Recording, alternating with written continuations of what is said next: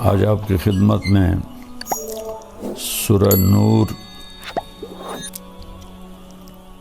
کی کچھ آیات پیش کرنا چاہتا ہوں۔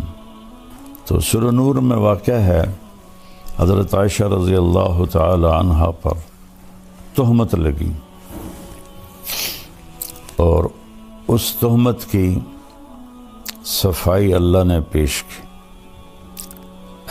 تین بڑی ہستیوں پر تاریخ میں تہمت لگی ہے۔ یوسف علیہ السلام پر تہمت لگی، زلیخا نے لگائی تو اس کی گواہی دی شہد شاہد من اہلہا، ان کے خاندان میں سے ایک مولانا طارق جمیل صاحب کے بیانات سننے کے لیے ہمارے اس چینل کو سبسکرائب، لائک، کمنٹ، شیئر لازمی کیجیے تاکہ ہماری یہاں آنے والی ہر ویڈیو بچے نے گواہی دی جس سے یوسف علیہ السلام کی پاک دامنی ثابت ہوئی۔ پھر حضرت مریم علیہ السلام پر لوگوں نے تہمت لگائی کہ یا مریم لقد جئت شیئا فریا، یہ تو نے کیا کیا ہے؟ تو اس کی گواہی حضرت عیسیٰ علیہ السلام نے بیٹے نے خود دی، قال انی عبد اللہ آتانی الکتاب وجعلنی مبارکا، میں اللہ کا بندہ ہوں اور میں نبی ہوں اور بابرکت ہوں۔ جب حضرت عائشہ رضی اللہ تعالیٰ عنہا پر تہمت لگی تو اس کی گواہی اللہ نے خود دی، سبحان اللہ، خود جبریل وحی لے کر آئے۔ تو بنو مستلق کی طرف آپ نے سفر کیا جہاد کا، واپسی پر آپ نے ایک جگہ آرام کیا، تو جب چلنے کا حکم دیا تو حضرت عائشہ رضی اللہ تعالی عنہا کے جی میں آیا کہ قافلے کے تیار ہونے میں وقت لگ جاتا ہے تو میں اپنی ضرورت سے فارغ ہو کے آ جاؤں۔ تو وہ چلی گئیں ذرا دور قضائے حاجت کے لیے، تو قافلے کی روانگی ہو گئی اور وہ جو تھی پالکی وہ صحابہ نے اٹھا کے اونٹنی پہ باندھ دی۔ چونکہ حضرت عائشہ رضی اللہ عنہ کا وزن اتنا نہیں تھا، انہیں محسوس ہی نہیں ہوا کہ پالکی خالی ہے، تو انہیں اوپر باندھ کے اور چل پڑے۔ جب حضرت عائشہ رضی اللہ تعالیٰ عنہ واپس آئیں تو دیکھا تو قافلہ جا چکا تھا، تو وہ ایک اسی درخت کے نیچے بیٹھ گئیں کہ جب وہاں پہنچ کر مجھے نہیں دیکھیں گے تو مجھے ڈھونڈنے کے لیے واپس بھیجیں گے کسی کو، میں اس کے ساتھ چلی جاؤں گی۔ تو کہتے ہیں میں وہاں لیٹ گئی، مجھے نیند آ گئی، تو صفوان بن معطل رضی اللہ تعالیٰ عنہ ایک صحابی ہیں بدری، ان کے ذمہ تھا قافلے کے پیچھے پیچھے چلنا کہ کوئی سامان رہ جاتا ہے، کوئی گر جاتا ہے، وہ اٹھا کے لے آئیں۔ تو وہ جب پیچھے سے آئے تو انہوں نے حضرت عائشہ کو پہچان لیا، ان کے چہرے پر کپڑا تو تھا نیند کی وجہ سے، لیکن پہچان کو ان کا اللہ اکبر زور سے کہا تو حضرت عائشہ اٹھ کے بیٹھ گئی۔ تو انہوں نے جلدی سے اپنے چہرے کو ڈھانپ لیا، تو انہوں نے آپ کے پاس آ کے اونٹنی بٹھائی اور پیچھے جا کے کھڑے ہو گئے۔ آپ اونٹنی پہ تشریف فرما ہوئیں، انہوں نے اونٹنی کی رسی کو پکڑا اور قافلے کی طرف چل پڑے۔ دوپہر کے وقت پہنچے تو صحابہ نے پڑاؤ ڈال لیا تھا، تو عبداللہ بن ابی لعنت اللہ علیہ جب دیکھا تو اس نے یہ بات پھیلانی شروع کر دی کہ یہ تو کوئی گڑبڑ ہے، یہ تو کوئی معاملہ ٹھیک نہیں ہے، یہ تو لگتا ہے کوئی غلط کام ہوا ہے، اور یہ بات اس نے پھیلانا شروع کر دی۔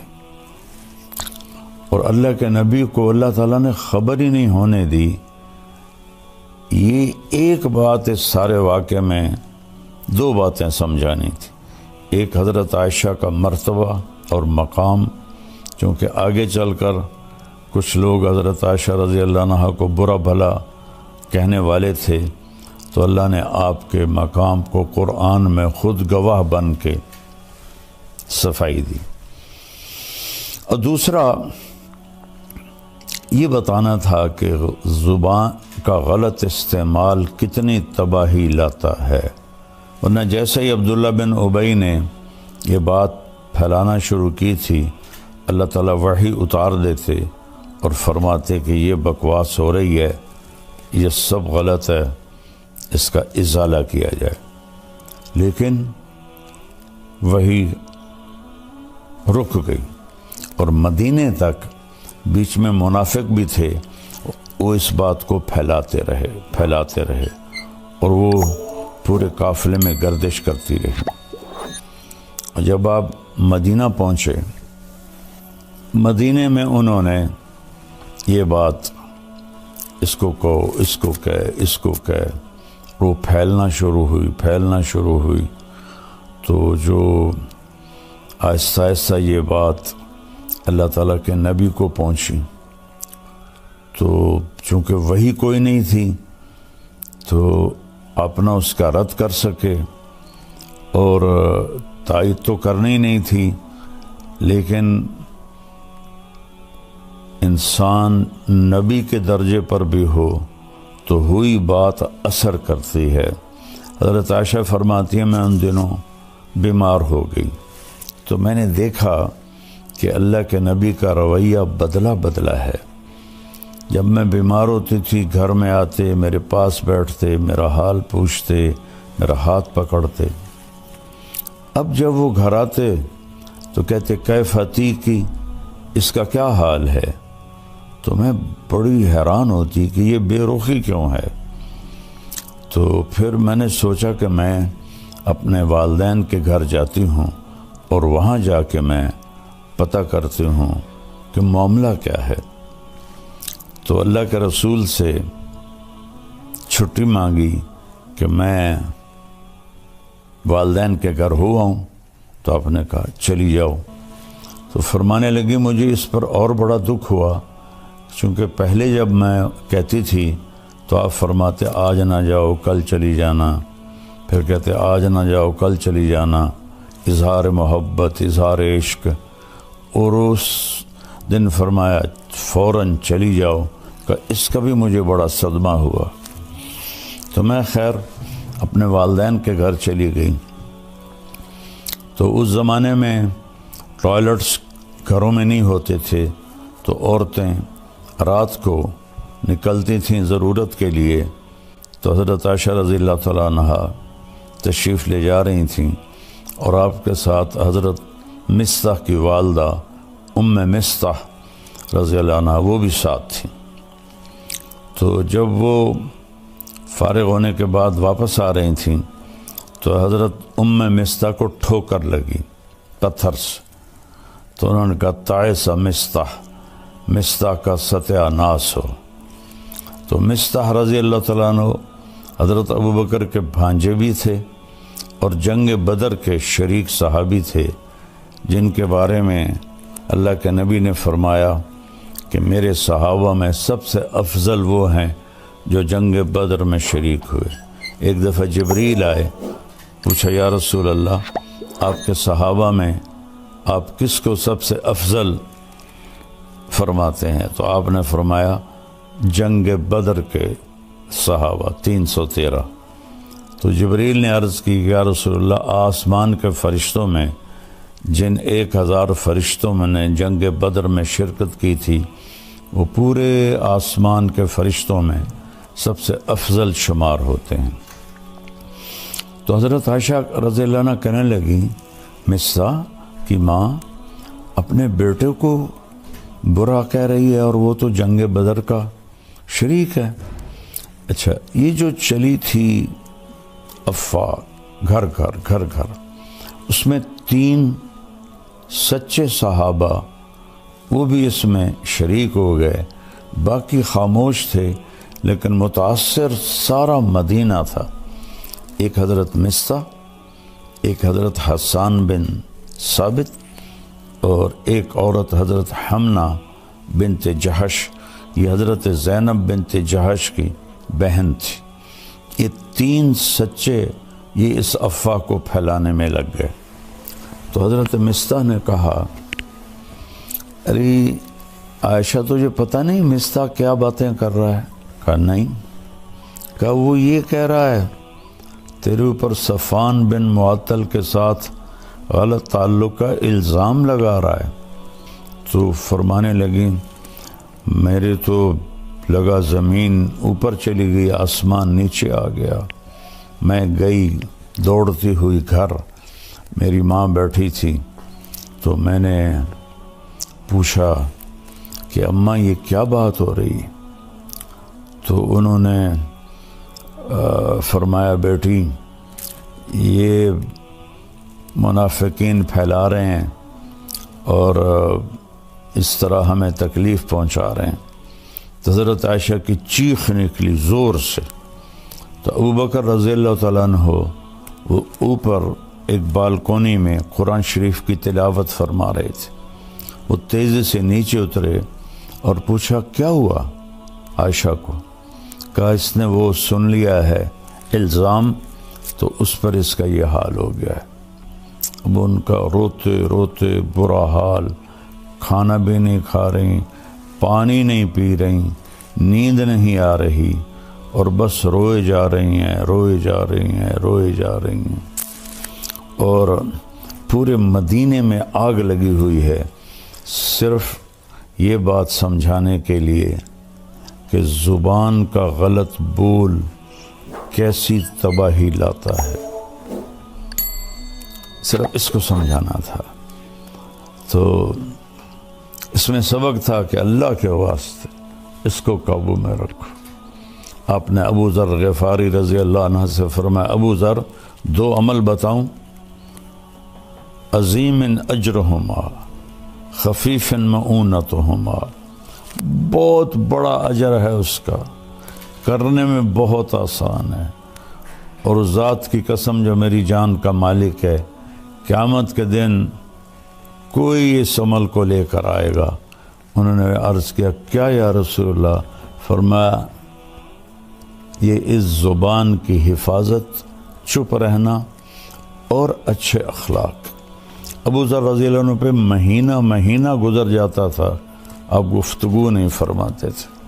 تو اس میں ہمارے لیے سبق ہے، سنی سنائی کو آگے نہ پھیلایا کرو۔ کتنے گھر، کتنا معاشرہ وہ جلتا ہے اس سے، یہ ان کو اندازہ ہی نہیں ہے۔ جو جیسے ہمارا سوشل میڈیا لگا ہوا ہے صرف لائک لینے کے لیے، کیا کیا کیا کیا وہ بیچارے اپنی جان پہ ظلم کرتے ہیں، جھوٹی باتیں، اس کو سنبھال کے رکھو۔ تو اللہ کے نبی صلی اللہ تعالیٰ علیہ وسلم اتنے پریشان ہوئے کہ آپ نے حضرت اسامہ بن زید کو بلایا، فرمایا اسامہ تو عائشہ کے بارے میں کیا کہتا ہے؟ اللہ اکبر، ہوئی بات کتنا اثر کرتی ہے۔ وہ کہنے لگے یا رسول اللہ یہ شادی آپ نے اپنی مرضی سے کی تھی یا اللہ نے آپ کو حکم دیا تھا؟ آپ نے فرمایا اللہ نے حکم دیا تھا۔ تو وہ کہنے لگے تو کیا اللہ آپ کے لیے کوئی غلط رشتہ تجویز کر سکتا ہے؟ تو آپ کو یہ بات بڑی اچھی لگی، تسلی ہوئی، لیکن پھر بھی پوری تسلی نہیں ہوئی۔ آپ نے حضرت مولا علی علیہ السلام کو بلایا، کہا کہ علی تو بتا تیرا عائشہ کے بارے میں کیا خیال ہے؟ انہوں نے کہا یا رسول اللہ میں کیا بتا سکتا ہوں، آپ ان کی باندھی حضرت بریرہ رضی اللہ عنہ ان کو بلائیں۔ تو حضرت بریرہ کو جب بلایا تو ایسی سنگین صورتحال تھی، کہا نبی کے سامنے سچ بولنا۔ تو پھر آپ نے حضرت بریرہ سے فرمایا بریرہ میں کون ہوں؟ اوئے ہوئے ہوئے ہوئے ہوئے۔ آپ نے فرمایا بریرہ میں کون ہوں؟ انہوں نے کہا آپ اللہ کے رسول ہیں۔ آپ نے فرمایا پھر مجھے سچ بولنا، غلط نہ بولنا۔ الزام، بہتان، جھوٹ، جس نے کسی نیک عورت پہ فحاشی کا، بدکاری کا الزام لگایا اور پھر اس سے معافی نہ مانگی اور توبہ نہ کی، تو میرے نبی کا فرمان ہے 100 سال مصلی پہ بیٹھ کے عبادت کرتا رہے، مر کے جہنم میں جائے گا اگر توبہ نہ کی اور اس خاتون سے معافی نہ مانگی۔ تو بریرہ کہنے لگی آپ اللہ کے رسول ہیں۔ فرمایا پھر مجھے سچ سچ بتانا، عائشہ کے بارے میں تو کیا کہتی؟ کہ یا رسول اللہ میں نے تو خیر کے سوا کچھ بھی نہیں دیکھا، بس آٹا گوندتے گوندتے ان کو نیند آ جاتی ہے تو بکری منہ مار کے کچھ آٹا لے کے چلی جاتی ہے، اس کے سوا تو میں نے کچھ نہیں دیکھا۔ یہ سن کر آپ مسجد میں گئے تو اوس و خزرج دونوں قبیلے جمع تھے۔ عبداللہ بن ابی خزرج سے تھا۔ تو آپ میں قربان جاؤں یا رسول اللہ آپ پر، آپ کے اخلاق پر، آپ کے ظرف پر۔ سارے مدینہ کو پتہ ہے کہ یہ خبیث بیٹھا ہے منافق عبداللہ بن ابی جس نے یہ ساری تہمت چلائی ہے، لیکن میرے نبی نے ممبر پہ کھڑے ہو کر کیا کہا؟ کبھی زندگی پر نام نہیں لیا۔ میں نے یوٹیوبروں سے کہتا ہوں اللہ کے واسطے سیرت پڑھ لو، تمہیں پتہ چلے بولنا کیسے ہے، تمہیں پتہ چلے گفتگو کا انداز کیا ہوتا ہے۔ تم تو دین کے نام پر ہی بددینی پھیلا رہے ہو اللہ کے بندو، جیسے تمہارے بول ہیں، جیسے تمہارے رویے ہیں۔ آپ نے کہا کہ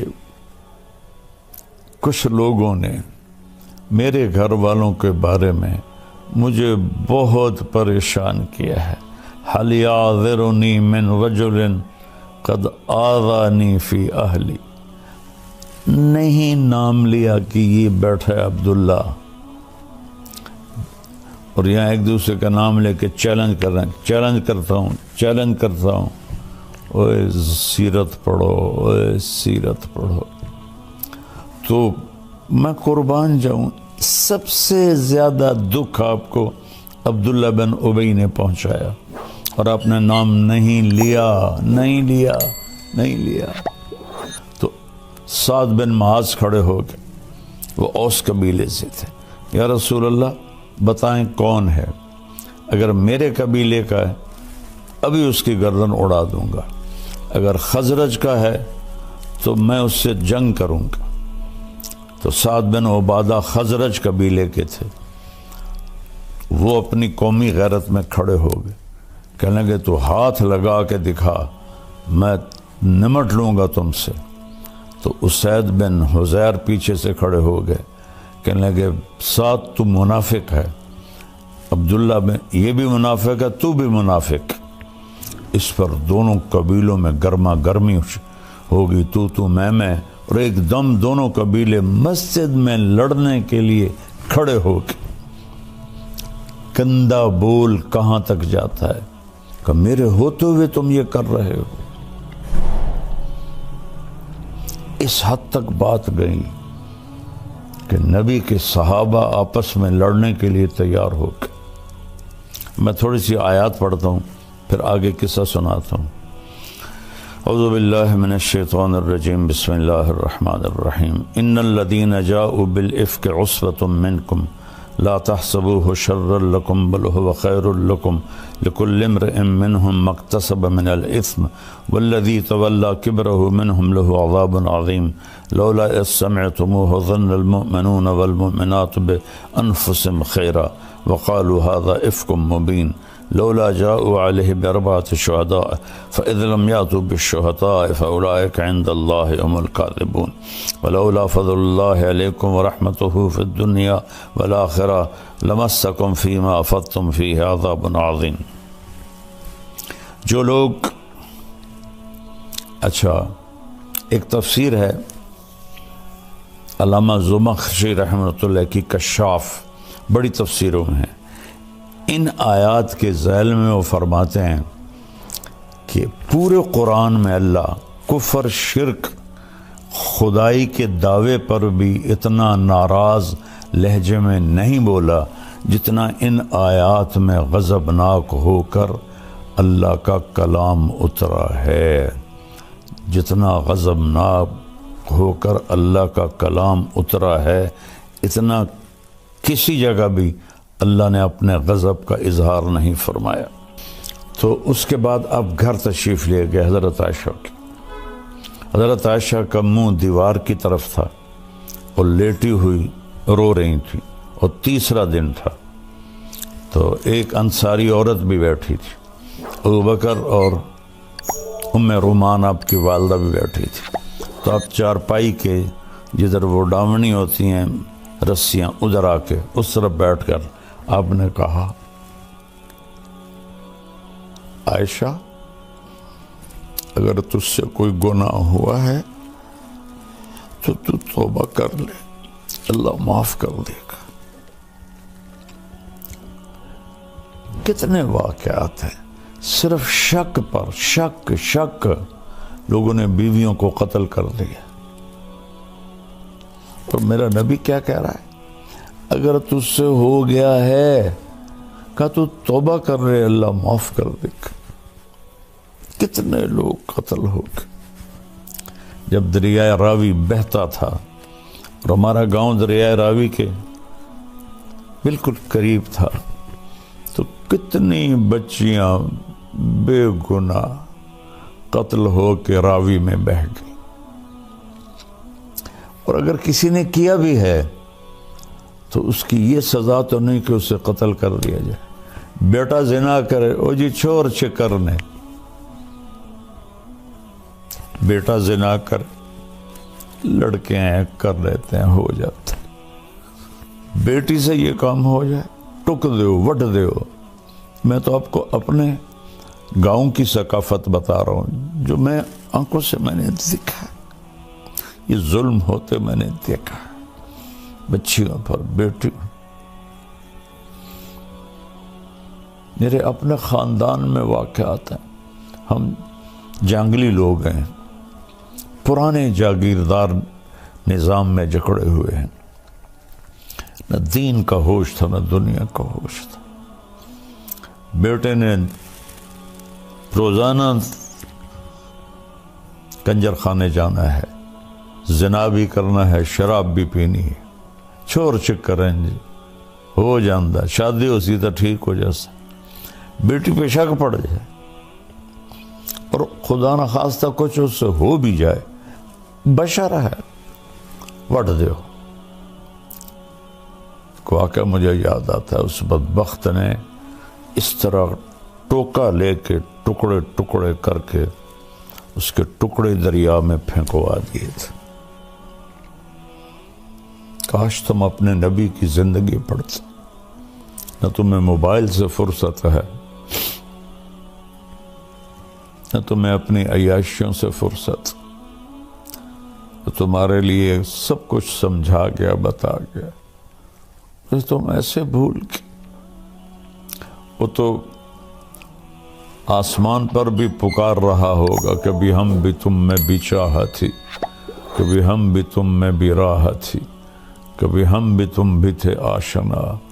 تمہیں یاد ہو کہ نہ یاد ہو.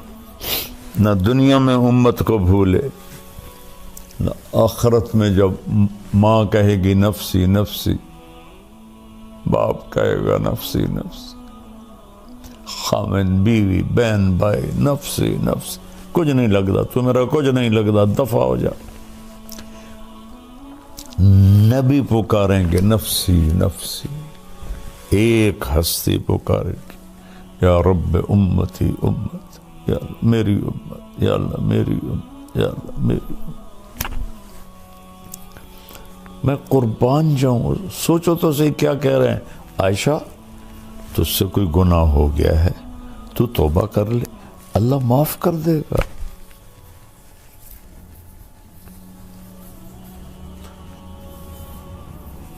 ایک واقعہ مجھے یاد آ گیا،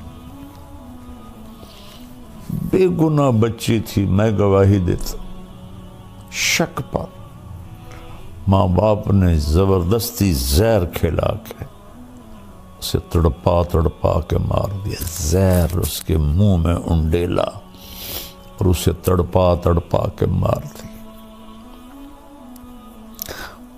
نبی کی زندگی کے بغیر رب ذوالجلال کی قسم ہم سور سے بھی بدتر ہیں، سانپ بچھو سے بھی بدتر ہیں، گندگی کے کیڑے سے بھی بدتر ہیں۔ نبی کی زندگی سیکھو، نبی نور ہے یا بشر ہے، حاضر ناظر ہے یا نہیں، یہ بھی کوئی باتیں ہیں جن پر بحث کی جاتی ہے اور لڑا جاتا ہے۔ میرے نبی نے کیا کیا یہ سیکھو۔ رفع یدین کی حدیثوں پہ لڑ رہے ہیں، سورۃ فاتحہ پہ لڑ رہے ہیں، تراویحوں پہ لڑ رہے ہیں، پتہ نہیں کیا کیا کر رہے ہیں۔ تو حضرت عائشہ اٹھ کے بیٹھ گئی، فرمایا میرے آنسو ایک دم خشک ہو گئے۔ میں نے کہا ابا میری صفائی پیش کر۔ ابو بکر کانپنے لگی، اتنا بولے کہ یہ کام تو ہم نے کبھی زمانہ کفر میں بھی نہیں کیا تھا، اب اسلام میں ہم پہ یہ الزام لگ رہے ہیں کہ بیٹی میں کچھ تیری صفائی نہیں دے سکتا۔ اب نے کہا اماں ام رومان میری صفائی پیش کر۔ ان کا بھی رنگ پیلا پھٹک، بیٹی میں کچھ نہیں کہہ سکتی۔ تو فرمایا اگر میں سچ بولوں تو تم میں کوئی بھی نہیں مانے گا، اور میں جھوٹ بولوں تو اپنے اوپر الزام لگاؤں۔ میں وہ کہتی ہوں جو یوسف کے باپ نے کہا تھا۔ فرماتی ہیں غم کی وجہ سے مجھے یعقوب علیہ السلام کا نام بھول گیا اور میں نے کہا جو یوسف کے باپ نے کہا تھا، انما اشکو بثی وحزنی الی اللہ۔ میں تمہیں کچھ نہیں کہتی، وہ جو میرا رب ہے نا، میں اسے اپنا غم بھی سناتی ہوں اور اپنا دکھڑا بھی سناتی ہوں، وہ آئے گا وہ کرے گا میری صفائی۔ وہ کہتی ہے میں لیٹ گئی، دوبارہ لیٹ گئی، یا لیٹی تو اللہ کے نبی پہ وحی آئی، 1 مہینہ وہی بند ہے، پہلے دن کیوں نہیں آئی، دوسرے دن کیوں نہیں آئی، تیسرے دن کیوں نہیں آئی، چوتھے دن کیوں نہیں آئی۔ وہ تمہیں سمجھانا تھا اس کمبخت کو سنبھال کے رکھو، اسے سنبھال کے رکھو۔ قتل پہ جھوٹی گواہیاں دے کر بے گناہ لوگوں کو پھانسی چڑھا دیا۔ میں چشم دید گواہ ہوں، جب میری صحت اچھی تھی میں جیلوں میں جاتا تھا بیان کرنے، 302 میں بے گناہ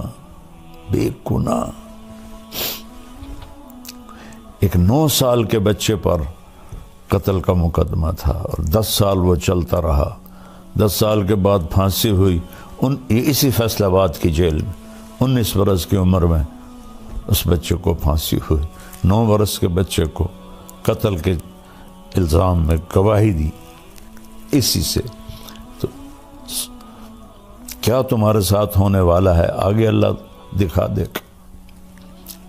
تو حضرت صلی اللہ کے نبی پہ ایک دم وحی آنا شروع ہوئی، 1 مہینہ نہیں آئی، اب آ رہی ہے۔ تو حضرت عائشہ نے جب دیکھا وحی آ رہی ہے تو کہنے کی میں تو مطمئن تھی، تو میرا خیال تھا کہ جبریل آ کے کہہ دے گا کہ یہ بات غلط ہے، لیکن یہ تو میں نے کبھی سوچا بھی نہیں تھا کہ اس بارے میں قرآن اترے گا۔ اور میں نے اپنی ماں کو دیکھا تو اس کے چہرے سے خون ہی خشک ہو گیا تھا اور وہ ایسے ایسے کانپ رہی تھی۔ اپنے باپ کو دیکھا تو ان کا چہرہ نیلا پیلا کہ پتہ نہیں اب کیا وحی آئے گی ہماری بیٹی کے بارے۔ تو ایک دم جب آپ پہ وحی آتی تھی آپ پر نیم بے ہوشی طاری ہو جاتی تھی اور یہاں پسینہ آ جاتا تھا۔ آپ نے ایسے آنکھ کھولی، پسینہ پونچھا، اور مسکرائے کہ عائشہ مبارک ہو، تیری صفائی پیش کرنے کے لیے اللہ آ گیا۔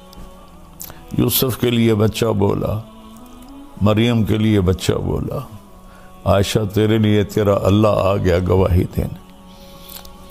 تو حضرت ام رومان نے کہا عائشہ اٹھ اللہ کے نبی کا شکر ادا کر، کہنے کہ نہیں، اس کا شکر ادا کروں گی جس نے میری گواہی دی۔ یہ بتانے کے لیے کہ کتنی کسی پہ الزام لگانا کتنا خطرناک ہے، ایک دوسرے کی بیک بائٹنگ، غیبت، برائی۔ اپنے گھروں کو خوش رکھنا چاہتے ہو نا، آباد رکھنا چاہتے ہو، رب ذوالجلال کی قسم، پیسے سے، حسن سے، شکل سے، مال سے، گاڑیوں سے نہیں ہوگا۔ اس کو میٹھا کر لو، میٹھے بول میں جادو ہے۔ اس پر 14 آیات آئیں۔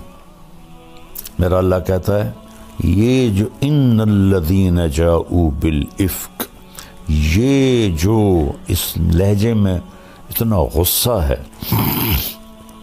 جو لے کر آئے ہیں تہمت کو، ایک پوری جماعت تم میں سے، اس سے اپنے لیے تم برا نہ سمجھو، یہ بہت خیر ہے، ایک سبق ہے کہ زبان کی حفاظت کرو۔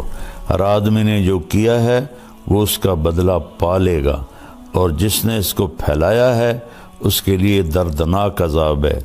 جب تم نے سنا تھا تو تم نے کیوں نہ کہا کہ یہ بہتان عظیم ہے؟ اگر یہ 4 گواہ لے کر نہیں آئے تو پھر یہ اللہ کے نزدیک جھوٹے ہیں۔ اگر اللہ کا فضل اور رحمت تم پہ نہ ہوتا تو تمہیں میں دردناک عذاب دیتا۔ استلقونہ بألسنتکم وتقولون بأفواہکم ما لیس لکم بہ علم، جب تم لگے ہوئے تھے اپنی زبان درازی کرتے ہوئے اور بولتے جا رہے تھے اور منہ سے کہتے جا رہے تھے جس کا تمہیں علم ہی نہیں ہے، تم تحسبونہ ہینا، تم سمجھتے ہو یہ ایسی بات کوئی مسئلہ نہیں، وہو عند اللہ عظیم، یہ اللہ کی بارگاہ میں بہت بڑا گناہ ہے۔ لولا اذ سمعتموہ قلتم ما یکون لنا ان نتکلم بہذا سبحانک ھذا بہتان عظیم۔ واہ اماں جان عائشہ، جیسے تجھ پر رب بولا ہے ایسا کسی پہ نہیں بولا، کسی پہ نہیں بولا۔ یہ اس میں ایک پیچھے بڑی حکمت بھی ہے کہ حضرت خدیجہ کا درجہ امہات المومنین میں سب سے بڑا ہے،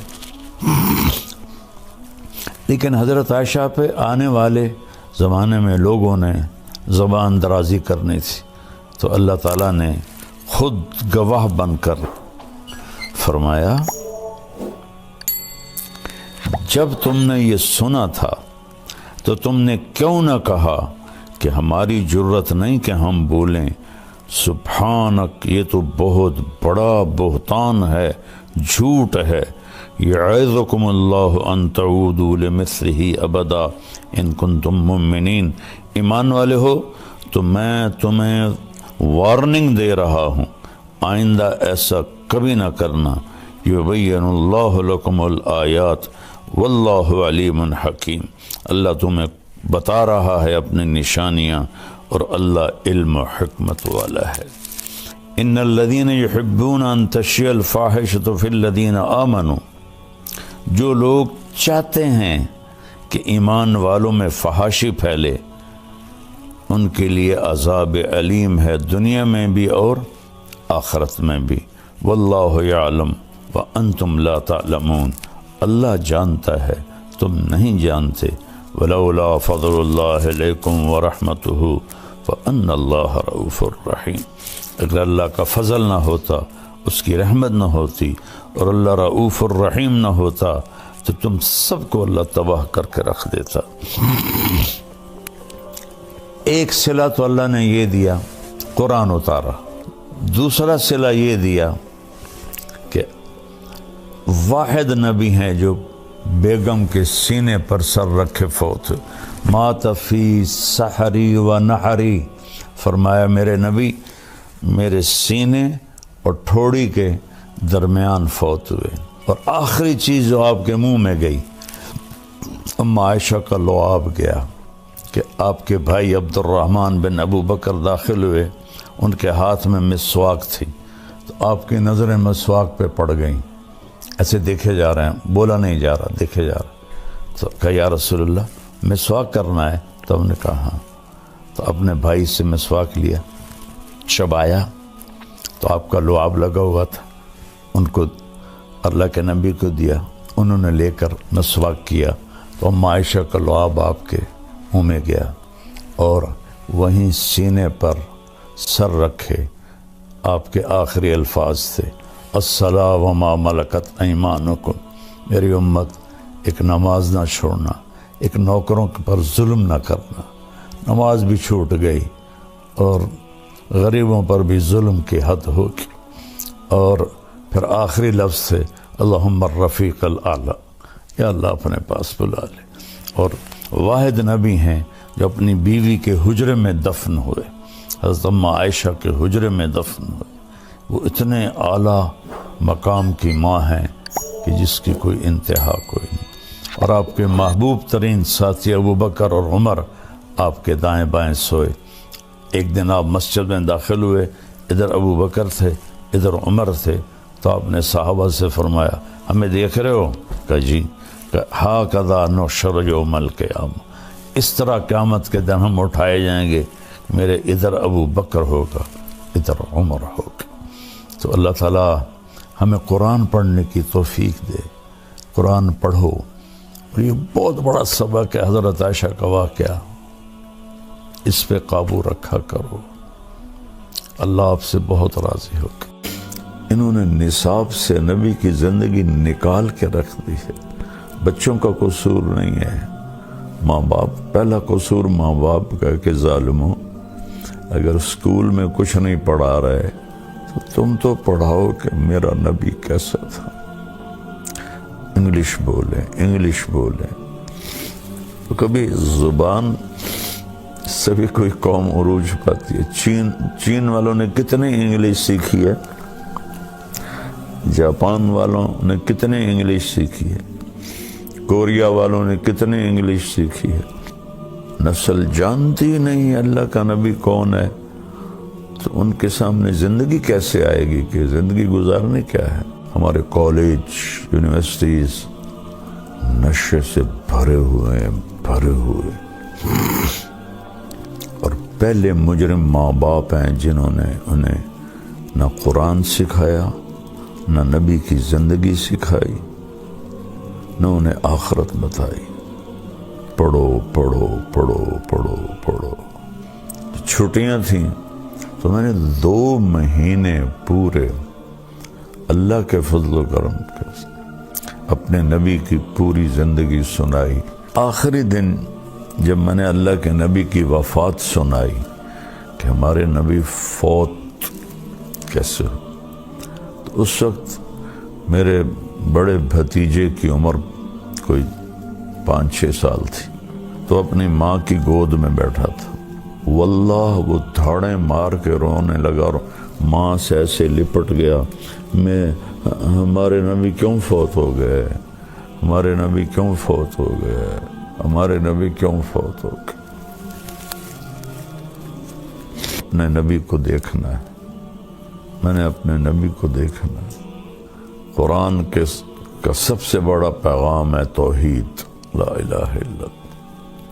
اس کے بعد سب سے بڑا پیغام ہے محمد الرسول اللہ۔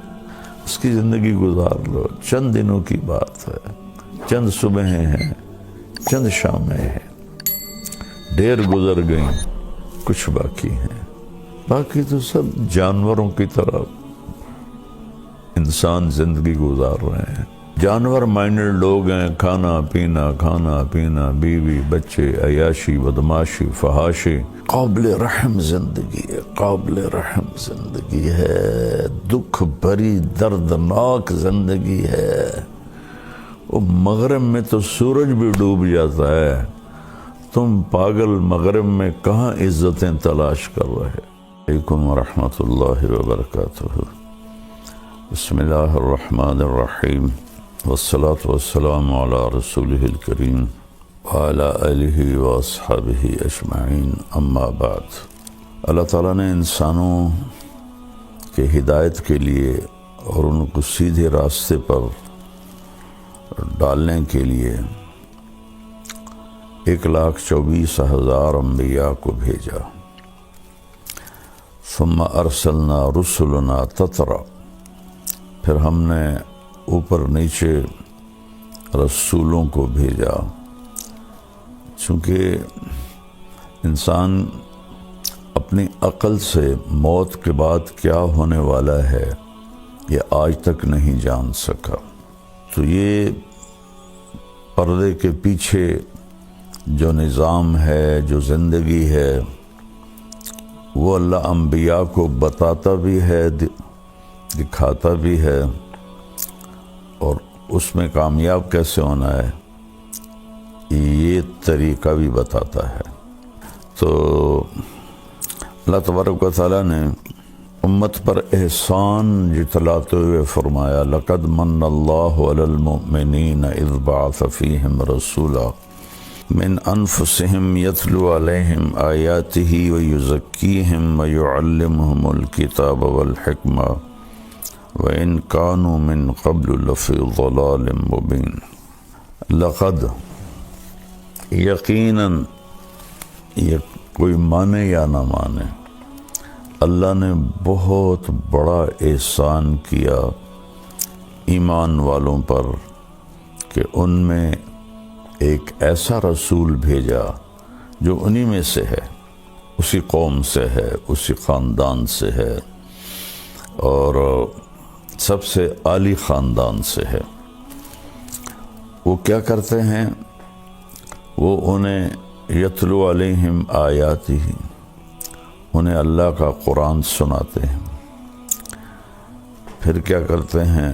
ویزکیہم، ان کے اخلاق اچھے بناتے ہیں، ان کو پاکیزہ کرتے ہیں گناہوں سے، نافرمانیوں سے، اور کیا کرتے ہیں؟ تیسرا کام، وَيُعَلِّمُهُمُ الْكِتَابَ، اور انہیں قرآن سکھاتے ہیں، اور چوتھا کام کیا کرتے ہیں؟ والحکمہ، اور انہیں حکمت سکھاتے ہیں، اچھے اخلاق، اچھا طرز زندگی جو کسی کے لیے باعث تکلیف نہ ہو، باعث مصیبت نہ ہو۔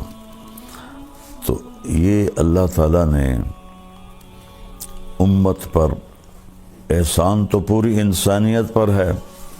یا ایھا الناس انی رسول اللہ الیکم جمیعا، اب کہیے میرے محبوب کہ میں صرف اہل ایمان کا نبی نہیں ہوں، اب دنیا میں جتنے بھی انسان ہیں ان سب کے لیے اللہ نے مجھے رسول اور نبی بنا کر بھیجا ہے، اور یہ اللہ کا احسان عظیم ہے، خاص طور پر اہل ایمان پر جو آپ پہ ایمان لائے۔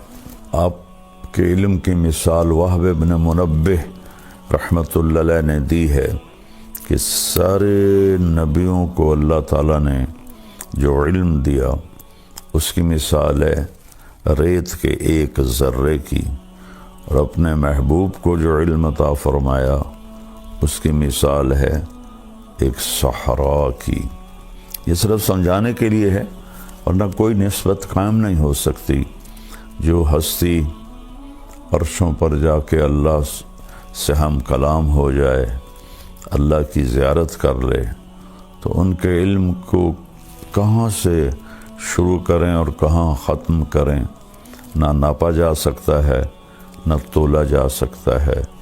ما ینطق عن الہوی ان هو الا وحی یوحی، اس کی زبان سے جو بول نکلتا ہے وہ اللہ کا بول ہوتا ہے۔ ایک صحابی ہیں عبداللہ بن عمر رضی اللہ تعالیٰ عنہ، کہنے لگے یا رسول اللہ میں آپ کی باتیں لکھتا ہوں، کبھی آپ غصے میں ہوتے ہیں؟ اس نے خیال کیا عام لوگوں پر، کبھی آپ غصے میں ہوتے ہیں؟ تو غصے میں، یہ میں اپنی طور سے کہہ رہا ہوں، انہوں نے نہیں فرمایا، غصے میں انسان اونچ نیچ کا شکار ہو جاتا ہے۔ تو یا رسول اللہ کیا میں اس وقت بھی آپ کی باتیں لکھ لیا کروں؟ تو آپ نے فرمایا اکتب فوالذی نفسی بیدہ لا یخرج من ھذا الا الحق۔ آپ نے فرمایا ہر حال میں میری باتیں لکھو، اس ذات کی قسم جس کے قبضے میں میری جان ہے۔ پھر آپ نے اپنی زبان باہر نکالی اور اس کو ایسے پکڑا کہ اس زبان سے حق کے سوا کچھ نہیں نکلتا۔ تو اس وقت ہمارے زوال کی ایک بہت بڑی وجہ ہے کہ ہم نے اپنے نبی کی تعلیمات کو بھی چھوڑ دیا، ان کی باتوں کو بھی چھوڑ دیا، ان کی باتوں کا یقین چھوڑ دیا۔ تو میرے رب نے فرمایا لو استفتحونی کل باب جاؤنی من کل طریق لا افتح علیہم الا ان یکونوا وراءک۔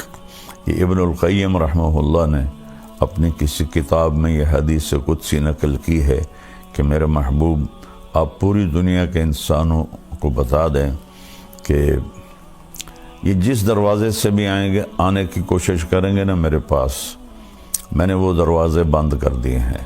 جس راستے سے آنے کی کوشش کریں گے، میں نے وہ راستے بند کر دیے ہیں۔ اب میں نے ایک دروازہ کھلا رکھا ہے اور میں نے ایک راستہ کھلا رکھا ہے، وہ ہے آپ کے پیچھے چل کے آ جائیں۔ قُلْ إِن كُنتُمْ تُحِبُّونَ اللَّهَ فَاتَّبِعُونِي۔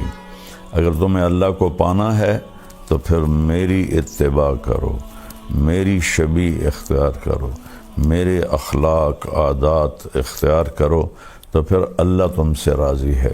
اس کے علاوہ وہاں جو خاندانی سکے ہیں وہ نہیں چلتے کہ میں تو شاہ جی ہوں، میں تو قریشی صاحب ہوں، میں تو میاں صاحب ہوں۔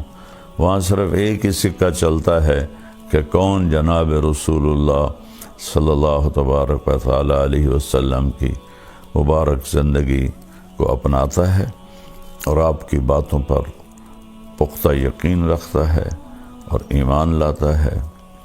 ابو ذر رضی اللہ تعالیٰ عنہ کو حضرت عثمان رضی اللہ تعالیٰ عنہ نے ایک ویران جگہ ربضہ تھی، وہاں بھیج دیا تھا۔ وہ حج کے دنوں میں راستہ عراق سے لوگ جو حاجی آتے تھے تو شارٹ کٹ کے طور پر مکہ جاتے ہوئے ربضہ سے گزرتے تھے، باقی سارا سال وہ راستہ ویران رہتا تھا۔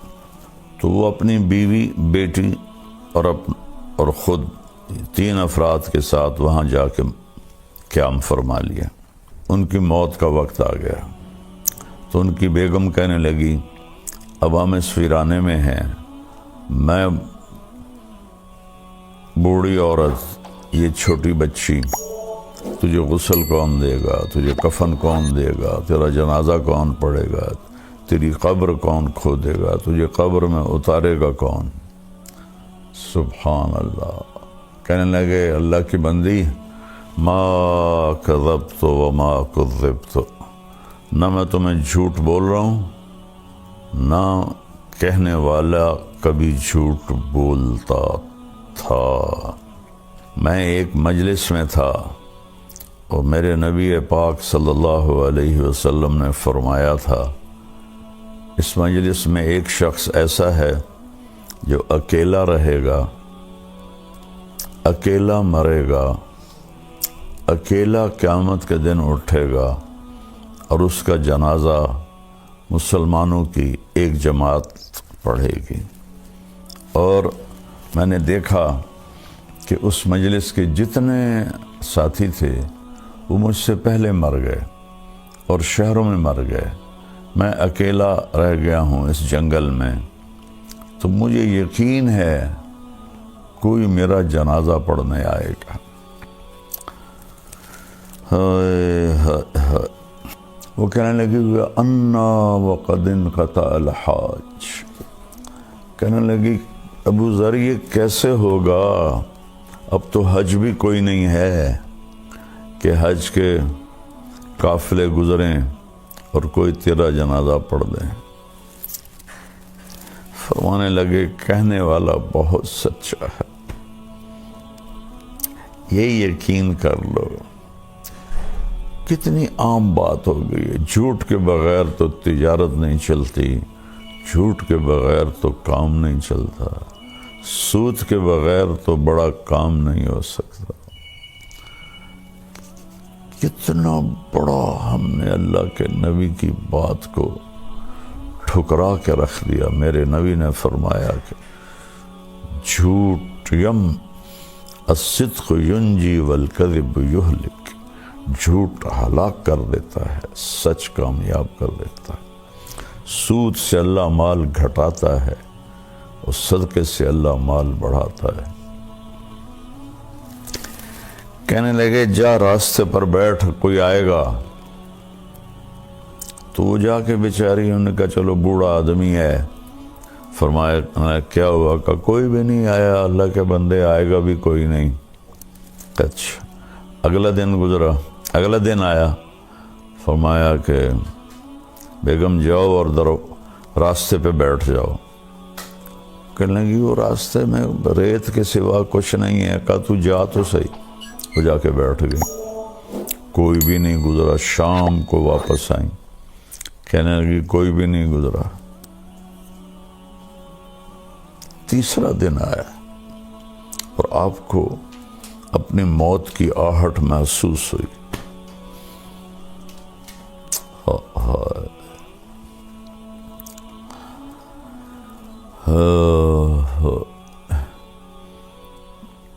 ایک حدیث میں آتا ہے، ابن ماجہ کی حدیث ہے کہ اللہ تعالیٰ 4 آدمیوں سے محبت کرتا ہے، میرے صحابہ میں سے 4 آدمیوں سے محبت کرتا ہے، اور پھر فرمایا علی ان میں سے ہے، علی ان میں سے ہے، علی ان میں سے ہے۔ سبحان اللہ۔ پھر فرمایا ابو ذر، مقداد اور سلمان، کہ ان 4 سے میرے اللہ نے مجھے کہا ہے میں پیار کرتا ہوں۔ 3 دفعہ فرمایا علی ان میں سے ہے، علی ان میں سے ہے، علی ان میں سے ہے۔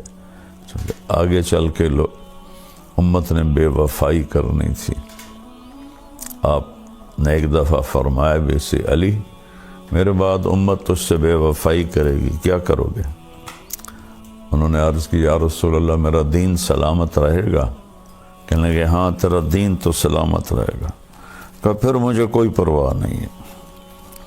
اور پھر اپنے ساتھیوں کی بے وفائیوں سے اتنا دکھی ہوئے کہ فجر کی نماز پڑھ کے مصلی پر بیٹھتے تھے تو داڑھی کو ایسے پکڑتے تھے، فرماتے تو کب رنگین ہوگی،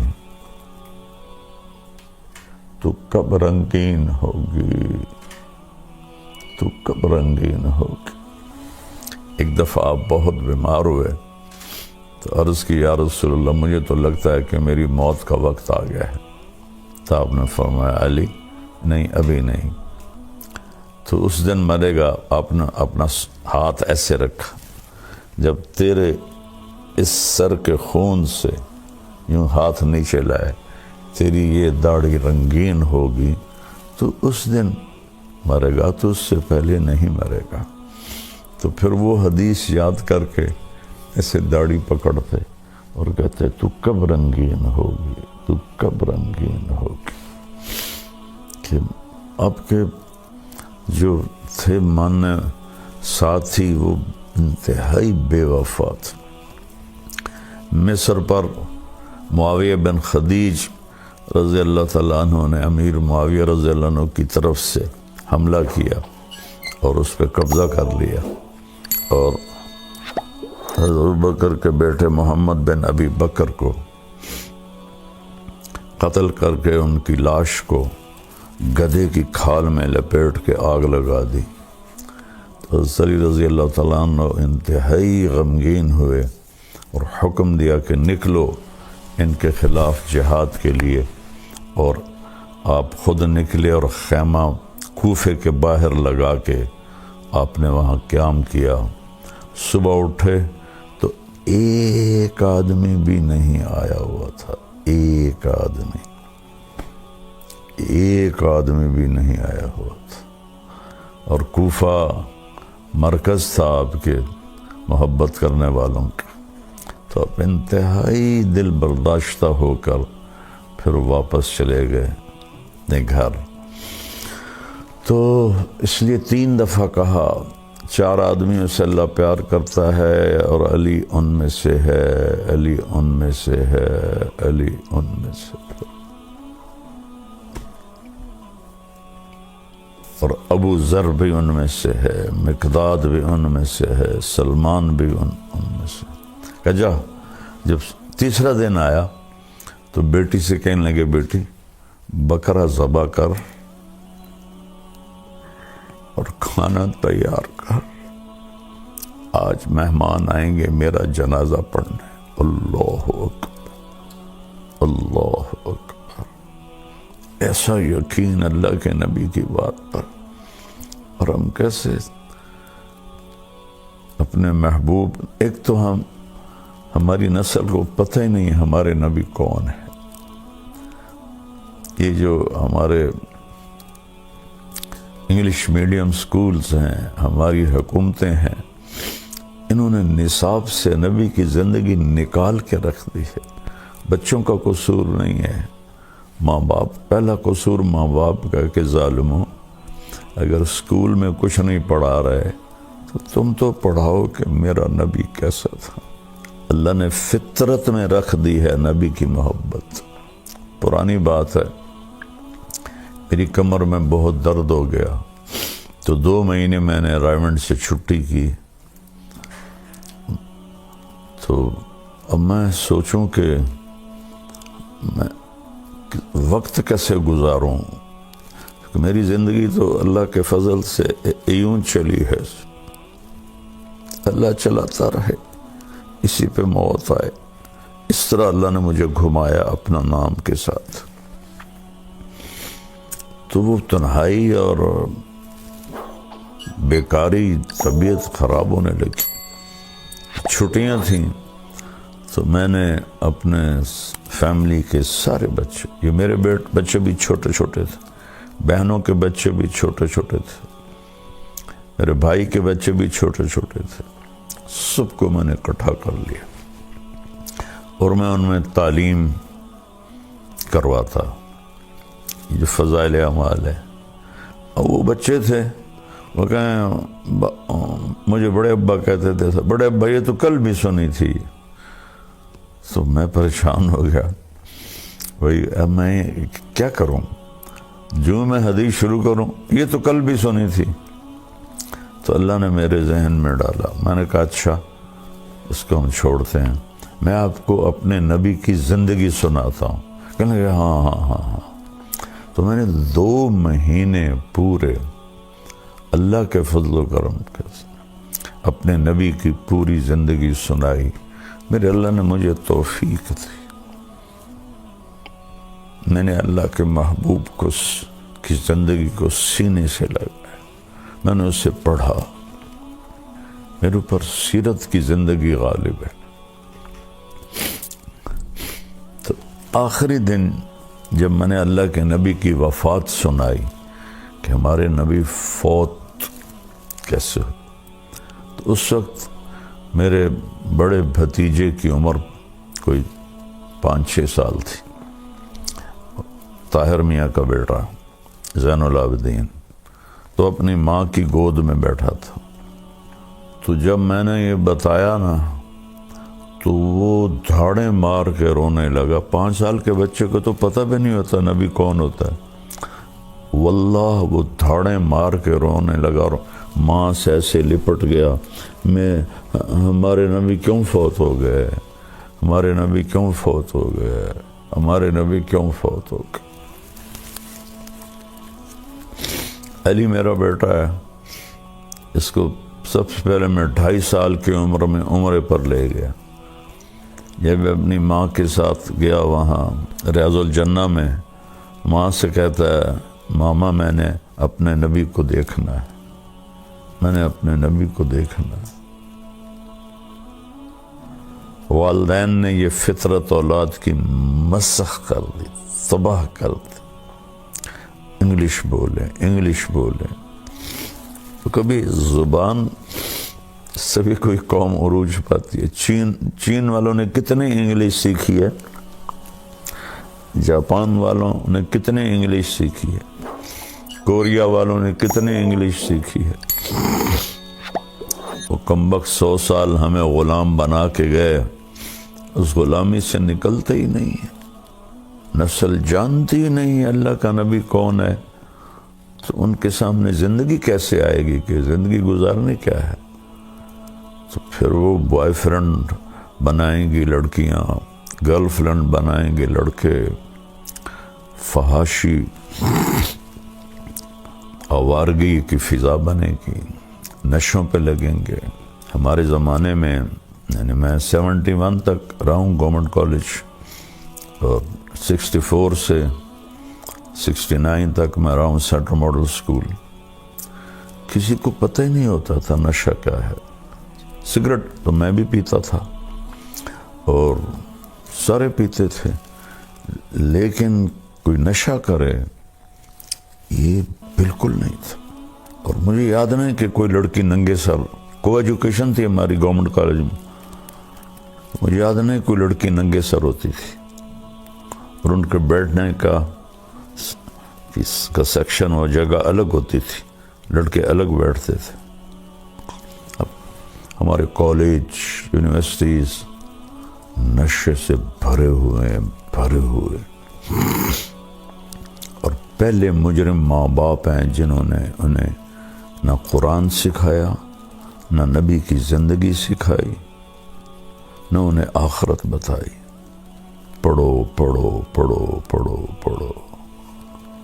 سب اے آنے چاہیے، بی نہیں آنا چاہیے، سی نہیں آنا چاہیے. دکھ سے کہہ رہا ہوں، میری اپنی نسل ہے، میری تو محنت ہی اسی پر ہوئی ہے، تو مجھے رونا آتا ہے جب میں اپنی نسل کی بربادی دیکھتا ہوں.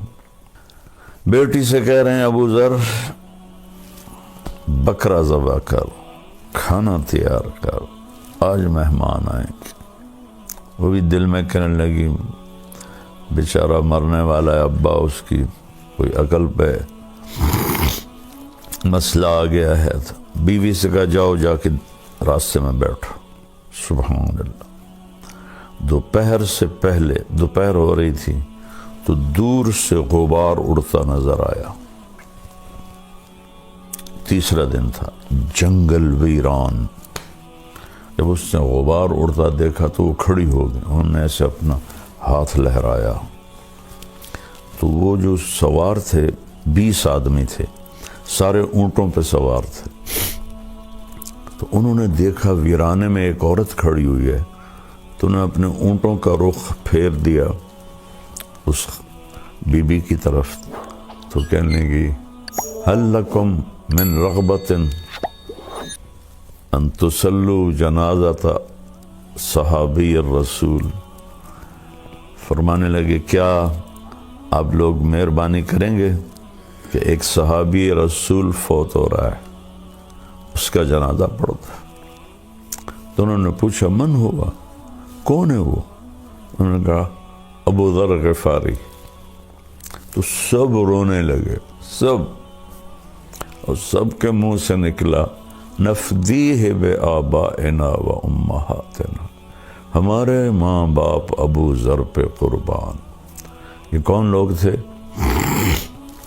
ان کے امیر تھے حضرت عبداللہ بن مسعود رضی اللہ تعالیٰ عنہ، جو بہت بڑے صحابہ میں سے ہیں، بدری صحابی ہیں. یہ عمرے کے لیے جا رہے تھے مکہ مکرمہ.